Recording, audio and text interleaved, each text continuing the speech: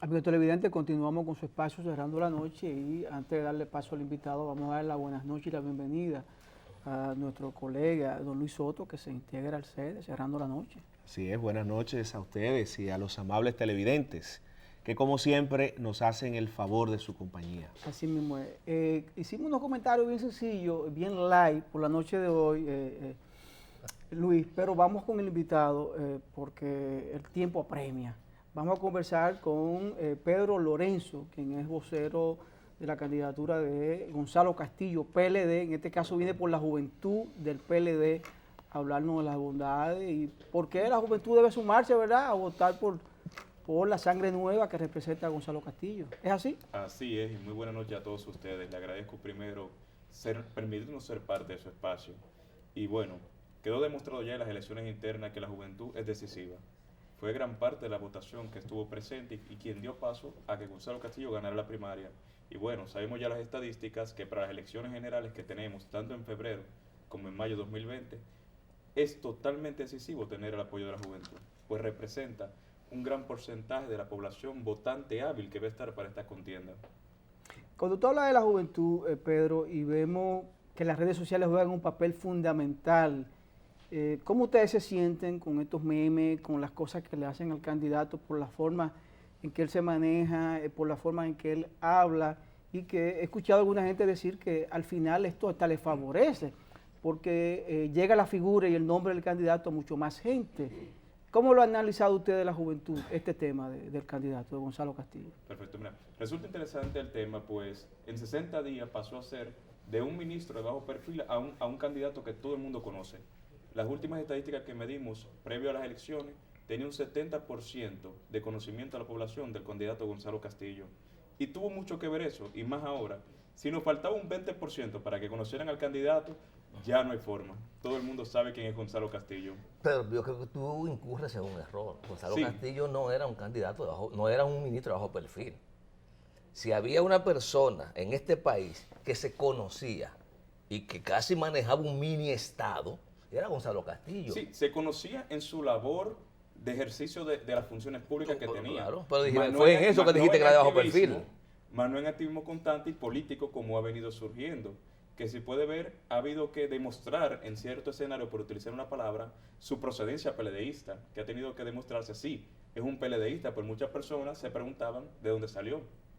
Y se ha demostrado con la fotografía, con el recuento histórico, que es un peledeísta carta cabal. Ahora bien, se había limitado, a lo que me refiero, a sus funciones públicas en el Ministerio de Obras Públicas.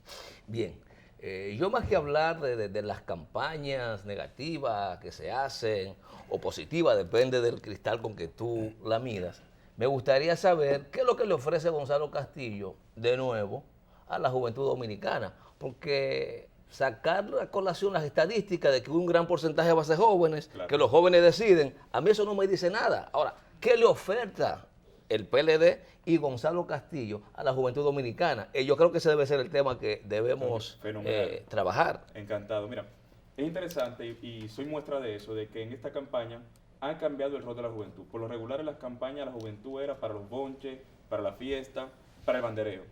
Como hemos visto, la juventud ha tenido un papel predominante donde estamos siendo vocería, estamos yendo a los medios. Y la candidatura de Gonzalo Castillo añade un plus que es la juventud como parte integral, en la parte de la innovación y el desarrollo. Además de todo lo que es la continuidad a los gobiernos del PLD, al progreso, a la revolución educativa, tiene la parte de incentivo a la innovación en el tema de la juventud y al emprendimiento, donde el candidato presenta la propuesta para formalizar los micronegocios, para que muchos de los jóvenes que están con negocios informales puedan pasar por mediante mecanismos y sociedad empresarial Estado a tener un primer empleo en caso de o a formalizar su negocio. Pero, Por ejemplo, escúchame. pero perdón, Junior, yo, porque esa es la parte política, que me Correcto. parece muy bien que tú le enfoques, pero siguiendo en la línea que Junior pregunta, en términos de propuestas, porque fíjate cuál es la situación de la juventud. De acuerdo a SEDUCA, el Centro de Educación y Desarrollo, República Dominicana tiene las tasas más altas de desempleo. En El sector de 30% juventud. de la juventud dominicana no trabaja y peor aún, el 54% está en la informalidad. Correcto. Entonces, Lo que hemos venido observando en los hechos es que la situación de la juventud en los últimos gobiernos, hay que decir, en vez de mejorar, ha empeorado. Correcto. Aquella promesa de eliminar los ninis, que ni trabajan ni estudian, ha ocurrido lo contrario. Entonces, en ese sentido, ¿cuál sería la propuesta del candidato? Perfecto. Como le decía, todos sabemos que de hace varios años está estancada una ley del primer empleo en la Cámara de Diputados, que no ha pasado. Una de las fortalezas que quiere poner el candidato es eso. Primero, lograr que al fin se apruebe esta ley. Pues es la ley que motiva a que el empresariado se vea obligado a dar el primer empleo a los jóvenes. ¿Cómo? Le limita en ciertos aspectos algunas cargas tributarias que tienen los empresarios y que es la mayor preocupación que tienen a la hora de contratar un empleado nuevo, que le va a implicar un costo, pues hay que educarlo. Y es la gran ventaja que tenemos. En la propuesta del candidato está precisamente eso, de hacer el pacto entre el empresariado y el gobierno central para poder darle el primer empleo a los jóvenes, mediante facilidades que se le van a brindar a estas empresas. Y poder reducir eventualmente los ninis que ni trabajan ni estudian, porque ¿qué sucede? Cuando el joven va a buscar empleo le piden que tenga experiencia, pero no puede tener experiencia si no consigue empleo. Eso busca el eje fundamental de la innovación y del primer empleo que tiene Gonzalo Castillo. Además, como le decía, el Estado no puede asumir todas las plazas laborales, es imposible. Por eso hay que fomentar la creación de microempresas. Y ahí viene el Fondo para la Innovación que propone la candidatura de Gonzalo Castillo. Bueno, perfecto. En la parte de juventud creo que las propuestas están muy buenas en lo que tiene que ver con la parte de empleo y creación de empleo. Pero en la parte de formación, donde adolecemos una formación técnica calificada, principalmente en el área de restaurante, en el área de hotelería, en el área de la metalmecánica, ¿qué puede hacer para...? Escuché ahora mismo que la Universidad Tomás Santo Domingo va a crear 5 carreras técnicas a partir del año 2020 en medicina o en el área de la salud. ¿Cómo insertar la juventud a que se prepare, a que adquiera los conocimientos para luego acceder a una fuente de empleo, a una plaza de trabajo? Perfecto. Bien, uno de los ejes de propuesta que tenemos en ese sentido es precisamente fomentar la creación de más aulas de Infotep, orientadas al sector donde están. Me explico. En unos análisis resultó que en el área turística dominicana es donde menos estudiantes están del área de turismo. Y por lo tanto tienen que emigrar estudiantes de otras áreas, de otras localidades, para estos sectores. Se busca formalizar que si en un sector X, digamos Punta Cana, tenemos centro politécnico, estos se han orientado al área laboral que se ejerce ahí, que es la hotelería principalmente. Porque tenemos en los campos muchas personas que están estudiando, por poner un caso, informática, más en su localidad no se desarrolla la informática. Si estuviéramos estudiando agronomía en esos sectores, pudieran desarrollarse en su localidad y no estuviera el éxodo que vemos, por ejemplo, en la zona fronteriza, en la zona subprofundo, que se ven obligados a trasladarse a la ciudad capital o a las principales ciudades de los centros del país. Pedro, cuando uno habla de la política de empleo, hay un hermano gemelo, la política de empleo, que es el salario. Correcto. Porque tú puedes tener mucha gente empleada, eso que algunos llaman emprendurismo, en la informalidad, que muchas veces, o empleo formal, pero que la pésima calidad del salario, más que resolver un problema, el empleo, le agranda los problemas. ¿Hay alguna propuesta que tú manejes en ese sentido? Si no la manejas, no hay problema tampoco. Tranquilo. Bien, más bien tenemos hasta un eslogan, que es el candidato de los sueldos dignos.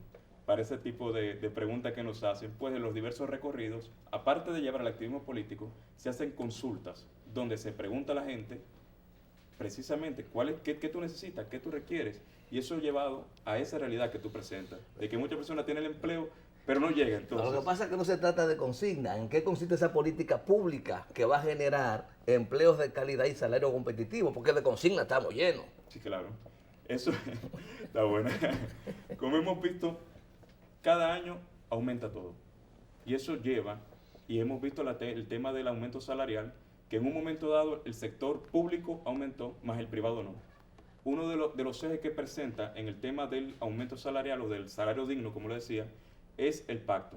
La República Dominicana, fruto del plan de la Estrategia Nacional de Desarrollo, plantea diversos pactos, de los cuales solamente se ha aplicado el de educación. Ninguno de los otros dos se ha logrado. Una de las propuestas de la candidatura es precisamente el pacto con el sector privado y el sector público para el reordenamiento de los salarios. Pedro, vamos a hablar un poquito ahora del candidato, vamos a hablar de Gonzalo Castillo, Perfecto. vamos a hablar de las encuestas. ¿Y Porque de qué después estás hemos- hablando? ¿Dónde está Está mirando? bien, pero vamos a ir al plano político donde la figura preponderante y fundamental es Gonzalo Castillo. Se está hablando de encuestas donde la mayoría le dan un segundo lugar y en otras pudiera obtener un primer lugar, pero con ciertas dudas. ¿Por dónde anda la realidad al interno del PLD que anda su candidato Gonzalo Castillo? Bueno, quedó demostrado en las internas que el tema de las encuestas muchas veces es utilizado por temas de marketing.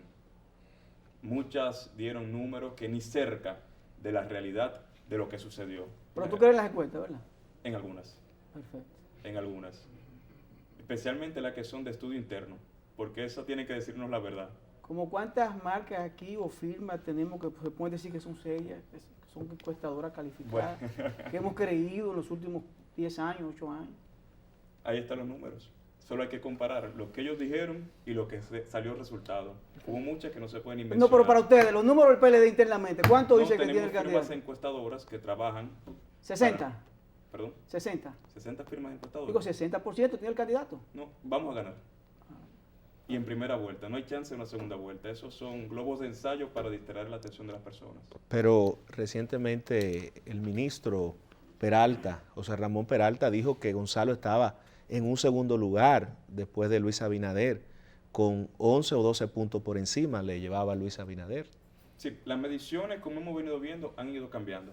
También comentaba el ministro que citas que cada día sigue la empatía. Los números han sido positivos, no Pero han él no, bajado. pero no ha cambiado el ministro, no ha dado otra información que no sea esa. Los números vienen ahí. Aún no se ha anunciado el candidato vicepresidencial. Y eso es preponderante. Si recordamos la reelección del presidente Danilo Medina, en diciembre estamos perdidos. Y ganamos por mucho sobre el 50+1. Perdón, la reelección Cuando el candidato Danilo Medina, en el cuando, 12 o en el 16. perdón, en el primer periodo, en el 12. Nunca estuvo en duda, escúchame, Pedro, eso Sí, nunca estuvo en los duda. números en diciembre estaban No, feos. no, Pedro, y perdón, a tú partir de estabas enero mirando un todo periódico cambió. equivocado, tú estabas mirando Sí, otro ¿usted cree? periódico, ¿verdad? Sí, tú estabas- Podemos buscar los números. No, nunca el presidente Danilo Medina bajó de 50, nunca. No, pero tú estás hablando en la reelección. Usted está hablando de la del reelección, yo te hablo del 12. primer periodo. Él está hablando del 12. del del primer 12. periodo. No, perfecto, no. Sí, correcto. Tú tienes razón ahí. A ese que me refiero. No, tú En tienes diciembre razón. el panorama era otro. Además tenemos una coyuntura muy especial. Tenemos dos procesos. Primero en febrero y después en mayo. Pedro, vamos a agradecerte que haya estado con nosotros y con la teleaudiencia cerrando la noche. Y como siempre, dejar las puertas abiertas para que vuelvas otra vez a hablar del candidato y del PLD. La campaña no ha arrancado. No, pero, Hay tiempo pero lo más que de nos quede sobra. tiempo de este año Claro, todavía. ¿Cuánto claro. le queda este año?